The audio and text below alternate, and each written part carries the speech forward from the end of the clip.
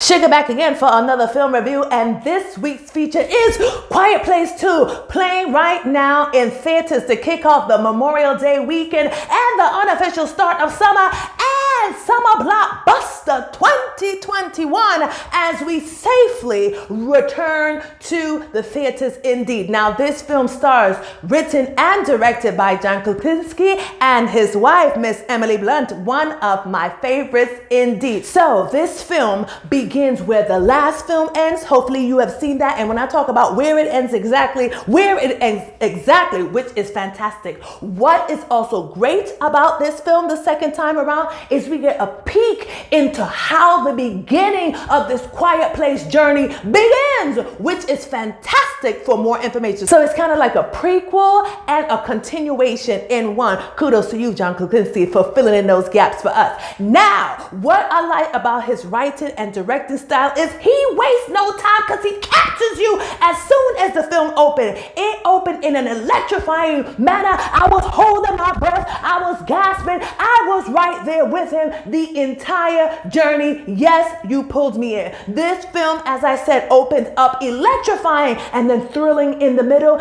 and then concludes in an uplifting, inspiring, unexpected, electric ending that made me say, yes, this is what I've been waiting for. Hallelujah, I am here. This film was delayed in 2020 due to Corona and her friends, and it was well worth the wait because I've seen a few films that have come out because of the delay and it has been disappointed, but not this one. This has given me everything I needed, thrills, chills, and everything in between. Let's talk about these thrills. I was right there. I was holding my breath. I was shaking in my boots because if you watch the first film, you know that the stakes are high, extra high, and now Emily Blunt's character has a baby, so it is double high. And I was right there with them, and I didn't want anything happening to these characters because you never knew when something was going to jump, pop out at you at any given moment because you know it was a quiet place and you had to stay quiet. Let's talk about the actors' performance in this film. Emily Blunt, fantastic. We know she is stellar in everything she does. John Krasinski always gives us a nice solid performance. My favorite were the children, especially the deaf actress, Millicent Simons. Oh, she is brilliant. I love how expressive she is. I love how committed and sincere she is in her role and how she really draws you in and takes us on this journey the second time around. Other good performances was by supporting actor Cillian Murphy, who I always enjoy seeing on the screen. He has these deep blue eyes that are always so expressive and always look so sincere, and that really draws you in. His performances is always strong, always good, and always a good compliment to whoever he is in the film with. So cheers to you and cheers to your performance. I also appreciated that this time around we had a heroine. Oh, that was spectacular. And what I liked about this is it didn't feel like it was a forced role, forced character elevation in the film, because you know sometimes some films can make the heroine or the hero feel forced and unexpected. No, the emergence of this heroine was really great, really brilliant, really unexpected, but still welcoming and present at the same time. That was a nice icing on the cake for me. So in the midst of me gasping and holding my breath, I knew that I was in good hands because I could follow the heroine's journey as she went through the Quiet Place 2.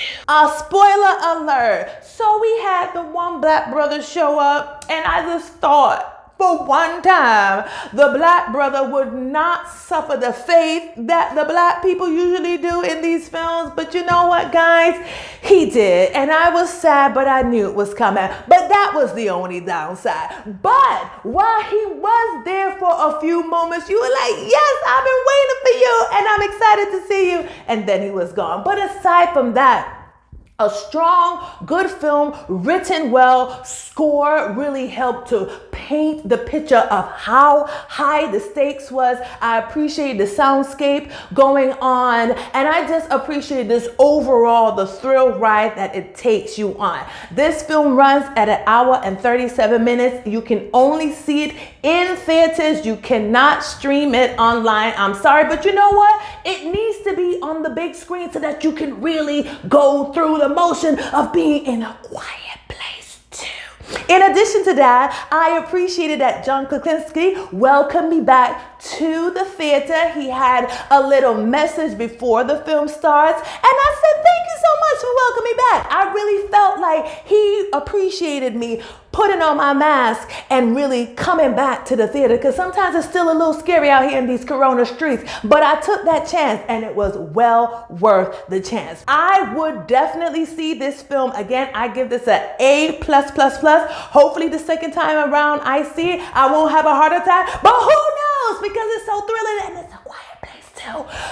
That already will get you every single time.